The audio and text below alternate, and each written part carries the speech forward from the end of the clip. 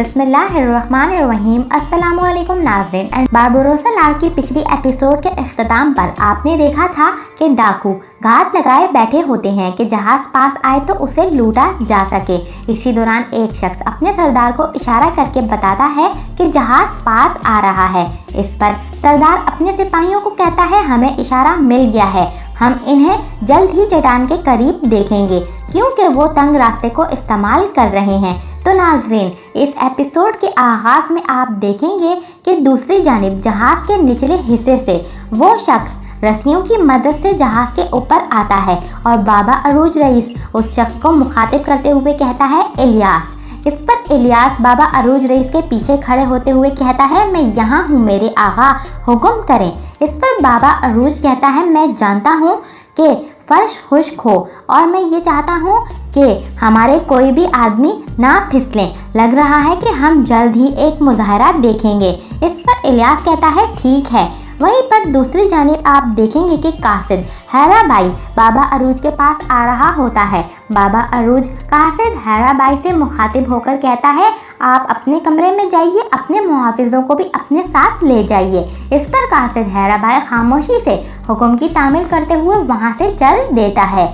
वहीं पर आप देखेंगे कि दूसरी जानिब डाकुओं का सरदार अपने सिपाहियों को हिदायत जारी करता है कि हम इन्हें देख रहे हैं और देखते साथ ही तोपें चलानी शुरू करनी होंगी। अगर वो रुके तो ठीक, नहीं तो कुछ और करना पड़ेगा। दूसरी जानिब आप देखेंगे कि बाबा अरूज भी जंग की तैयारी करते हुए अपने जहाज़ को डाकुओं से महफूज बनाने के लिए सिपाहियों को हुक्म देता है कि हर कोई पनाह ले लो। इस पर सभी लोग अपनी अपनी जगह पर पनाह लेने लगते हैं। इस पर अरूज रईस चौकन्ना होते हुए कहता है, मैं खामोशी चाहता हूँ। इसी दौरान एक सिपाही इशारा करके तमाम लोगों को खामोश रहने का कहता है और चारों अतराफ यकदम खामोशी छा जाती है। फिर अरूज रईस अपने हदफ तक पहुंचने में कामयाब हो ही जाता है और ऊपर खड़े एक शख्स पर तीर चलाकर उसे नीचे गिरा देता है और वो शख्स आते सीधा ही जहाज़ में गिरता है, जिसे देखकर बाबा अरूज रईस समझ जाता है कि वो डाकू हैं और फिर उस मरे हुए शख्स के बाजू के निशान को देखकर यकीनी तौर पर यकीन किया जाता है कि ये लुटेरे आसपास ही मौजूद हैं। दूसरी तरफ डाकुओं के जहाज़ में एक शख्स कहता है कि जहाज़ नज़र आ रहा है, जहाज़ सामने आ गया है। ये सुनते ही तमाम डाकू चौकन्ना हो जाते हैं। वहीं पर दूसरी जानिब भी अरूज रईस और इलियास सामने से आने वाले जहाज़ को देख रहे होते हैं। इसी दौरान इलियास अरूज रईस से कहता है कि क्या ये जहाज़ भी सामान लेकर जा रहा है। इस पर अरूज रईस कहता है, ऐसा ही लगता है, लेकिन इसके अंदर किस किस्म की लानत छुपी हो ये अल्लाह ही जानता है। ये वही है जो बगले की आवाज़ निकाल रहा था, वो किसी को खबरदार कर रहा था, हमें भी होशियार रहना चाहिए। इसी दौरान एक सिपाही आकर अरूज रईस से कहता है, बाबा अरूज वो यकीनन हमसे लड़ेंगे, अगर वापस जाएंगे तो वो हमें कोने में लगा देंगे। इस पर दूसरा सिपाही कहता है, और इनसे बचकर निकलने का कोई रास्ता भी मौजूद नहीं। इस पर अरूज रईस कहता है, लड़ाई अब नागुज़ीर हो चुकी है, या अल्लाह या बिस्मिल्लाह। इसी के साथ अरूज रईस सिपाहियों को कहता है, तवज्जो करो, लोगों को तोपों की तरफ जमा करो और चक्कू को दाएं तरफ घुमाओ। और फिर लोग कहते हैं कि तीर को ऊपर की तरफ करो। इसी के साथ जंग की मुकम्मल तैयारी शुरू कर दी जाती है और डाकुओं की तरफ से तोपें चलाई जाने लगती हैं। वहीं पर अरूज रईस भी अपने सिपाहियों से कहता है कि अभी इंतज़ार करो, इंतज़ार करो। दूसरी तरफ से डाकू हमला आवर होते हुए तोपें बरसा रहे होते हैं और ये देखते हुए अरूज रईस भी अपने सिपाहियों से कहता है, चलाने की तैयारी करो। इस पर तमाम लोग तैयार होते हैं और फिर अरूज रईस कहता है, बिस्मिल्लाह आप चलाओ। इस पर तमाम लोग तोपें चला देते हैं और डाकुओं पर गोले बरसाए जाने लगते हैं। इसी के साथ अरूज रईस अपने सिपाहियों को कहता है कि हथियार भी ले आओ, लड़ने का वक्त आ चुका है। दूसरी जानिब से डाकू अरूज रईस के सिपाहियों का मुकाबला भी नहीं कर पा रहे होते और एक ज़ोरदार लड़ाई शुरू हो जाती है। डाकू रस्सियाँ खींचते हुए जहाज को अपने कब्जे में करने की कोशिश करते हैं। ये देखते हुए अरूज रईस अपने सिपाहियों को हुक्म देता है कि रस्सियां काट दो। इस पर तमाम सिपाही रस्सियां काटने लगते हैं। इसी दौरान डाकू अरूज रईस के जहाज पर हमला आवर होते हैं और आपस में लड़ाई शुरू हो जाती है। कुछ देर की एक जबरदस्त लड़ाई के बाद डाकुओं का सरदार अरूज रईस को मुखातिब करते हुए कहता है कि उस्मानी सुल्तान के तोहफ़े हमारे हवाले करके अपनी ज़िंदगी बचा लो।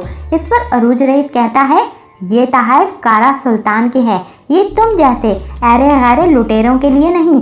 मैं इन दरियाओं का सुल्तान हूँ और तुम अपनी मौत का परवाना मुझसे हासिल करो। इस पर डाकू तंज करते हुए कहता है, तो तुम समंदरों के सुल्तान हो। इस पर अरूज रईस कहता है, जिस समंदर के तुम जैसे निकम्मे लुटेरे होंगे वहाँ का सुल्तान मैं ही लगूंगा। इस पर डाकू कहता है, तो फिर मरो। इसी के साथ डाकू अपने सिपाहियों से कहता है, हमला करो। इस पर तमाम डाकू जहाज पर हमला आवर होने लगते हैं। यहीं पर सीन चेंज होता है और दूसरी जानिब कासिद हैराबाई अपने मुहाफिजों से कह रहा होता है कि हम खतरनाक जगह फंस गए हैं, यकीनन गद्दारी हुई है। इस पर एक शख्स कहता है, हम इसे गद्दारी नहीं कह सकते मुअज़्ज़िज़ सफ़ीर साहब, हम इसे तिजारत कहते हैं। वहीं पर जहाज़ के ऊपर अरूज रईस डाकुओं का मुकाबला कर रहा होता है। इसी दौरान अरूज रईस पर एक डाकू पीछे से हमला करने की कोशिश करने ही लगता है, लेकिन फ़ौरन ही इलियास उसका काम तमाम कर देता है। ये देखते हुए अरूज रईस इलियास को दाद देता है और कहता है कि जाओ हयारे बे को देखो। इस पर इलियास कहता है, ठीक है। वहीं पर दूसरी जानिब हयारा बे अपने मुहाफिज से कहता है कि ये गद्दारी है, गलीज़ तरीन गद्दारी। इस पर वहाँ मौजूद एक और शख्स कहता है, आप फिर बस किस्मत ठहरे हयारा बे। ये कहकर हयारा बे को वो शख्स कत्ल करने ही लगता है कि ऐन इसी दौरान इलियास वहाँ आन पहुँचता है और इन गद्दारों को कत्ल करने लगता है। इसके बाद इलियास एक गद्दार की गर्दन पर चाकू रखते हुए कहता है, हमारे जहाज़ पर गद्दारी का मतलब खंजर का हकदार बनना। ये कहकर इलियास उनको कत्ल कर देता है और यहीं पर सीन चेंज होता है। दूसरी जानिब डाकू खुद को शिकस्त खाता देखकर अरूज रईस के जहाज़ से अपने जहाज़ की तरफ फरार होने लगते हैं। ये देखकर अरूज रईस चिल्लाते हुए कहता है कि कहाँ भाग रहे हो बदबख्तों। इसी के साथ अरूज रईस भी रस्सी की मदद से डाकुओं के जहाज़ पर आन पहुंचता है और डाकुओं को मुखातिब करते हुए कहता है कि तमाम मासूमों का बदला एक मर्तबा ही लूँगा, तुमसे मासूम लोगों के खून का बदला चुकाऊंगा। ये कहकर अरूज रईस और डाकुओं में तलवारबाजी शुरू हो जाती है। इसी दौरान अरूज रईस डाकू से कहता है कि तुम्हें और तुम जैसों को मैं गरीबों का खून बहाने नहीं दूंगा, मैं तुम्हारी लाश को यहाँ झंडे की तरह से लहराऊंगा। इस पर डाकू एक बार फिर अरूज रईस पर हमला करने लगता है, मगर अरूज रईस अपना दिफा करते हुए उसके हमले को नाकाम बनाकर उसके हथियार को दूर फेंक देता है और उसके गले में रस्सी डालकर जहाज़ से नीचे लटका देता है और डाकू रस्सी के फंदे की वजह से मौत के मुंह में जा पहुंचता है और झंडे की तरह उसकी लाश इधर उधर लहराने लगती है। ये देखते हुए अरूज रईस के तमाम सिपाही काफ़ी ज़्यादा खुश होते हैं और अपनी फतह का जश्न मनाते हुए नज़र आते हैं। इसके बाद डाकुओं के जहाज़ का सफाया किया जाने लगता है और तमाम डाकुओं को और ज़ख्मियों को उठाकर पानी में फेंका जाने लगता है। इसी दौरान कुछ सिपाही मरे हुए लोगों के पास आते हैं और मरे हुए लोगों के पास लेटे हुए लोगों को उठाते हुए कहते हैं कि उठो, यहाँ से उठो, तुम यहाँ लाशों के पास क्यों लेटे हो। इस पर एक कैदी कहता है, माफ़ कर दो, मैंने किसी को नुकसान नहीं पहुँचाया।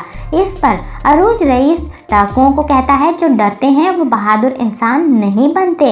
इस पर कैदी कहता है, माफ़ कर दो, मैंने किसी को नुकसान नहीं पहुँचाया।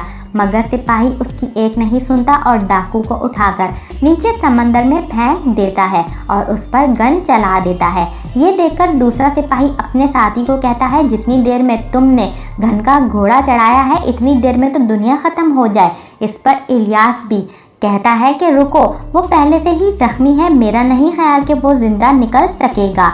ये देखते हुए अरूज रईस कहता है, उस ज़ख्मी डाकू को इलियास की रहम दिली का शुक्र गुजार होना चाहिए।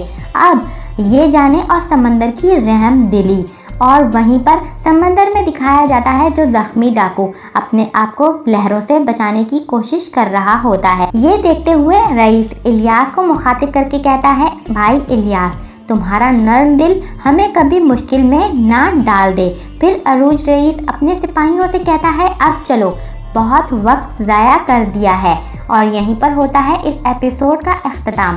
नेक्स्ट एपिसोड के लिए आप हमारे चैनल को सब्सक्राइब कर लें, बेल आइकन को ज़रूर से प्रेस करें। वीडियो पसंद आए तो कमेंट सेक्शन में अपनी राय का इजहार ज़रूर कीजिएगा कि आप हमारी वीडियोस को कौन से मुल्क और कौन से सिटीज़ से देख रहे हैं। अपना नाम ज़रूर मेंशन कीजिएगा ताकि हम नेक्स्ट वीडियो में आप लोगों के नाम शामिल कर सकें। Thanks for watching and keep supporting us.